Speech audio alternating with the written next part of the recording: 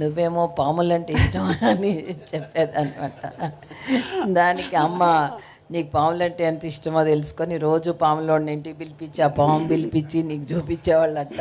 నిజమేనా అది? అవును. నాకు ఇంతకుముందు ఇళ్ళకి వచ్చేవాళ్ళు, మీ అందరికీ కొంతమందికి తెలిసి ఉంటుంది, ఇళ్ళకి మ్యాజిక్ షో చేసుకుంటూ వచ్చేవాళ్ళు.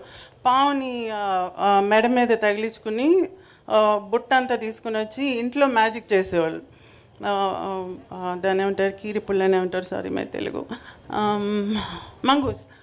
మంగూస్ను పాము తీసుకుని వచ్చి దాన్ని ఫైట్ చేయటం అంతా చూపించేవారు. ఒక చిన్న పిల్లని తీసుకుని వచ్చేవాడు, ఆ పిల్లని బుట్టలో పిలేసి కాసేపటికి బుట్ట తీస్తే ఆ పిల్ల ఉండేది కాదు. ఈ మ్యాజిక్ అంతా మా ముందు చేసేవాళ్ళు అనమాట ఇంటికి వచ్చి. అప్పుడు అమ్మ వాళ్ళకి ఏదైనా డబ్బులు ఇచ్చేది. అందులో నాకు అట్రాక్ట్ అయ్యేది ఏంటంటే పాము. ఆ పాము అలా పోయేది, దాన్ని తీసి మేడ మీద వేసుకునేది, అటు పెట్టేది, మాయం చేసేది, అంతా చేస్తుంటే నేను తాకొచ్చా పావుని అని అడిగా.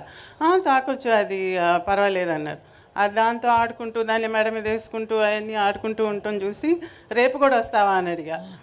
అలా ఊరికూరికి వాళ్ళని పిలుస్తుంటే అమ్ముండి సరే నువ్వు వారానికి ఒకసారి వీకెండ్లో వచ్చి కాసేపు మ్యాజిక్ చేసి పాపకి ఆడిచ్చేసి వెళ్ళు అని చెప్పి అన్నారనమాట. సో అలా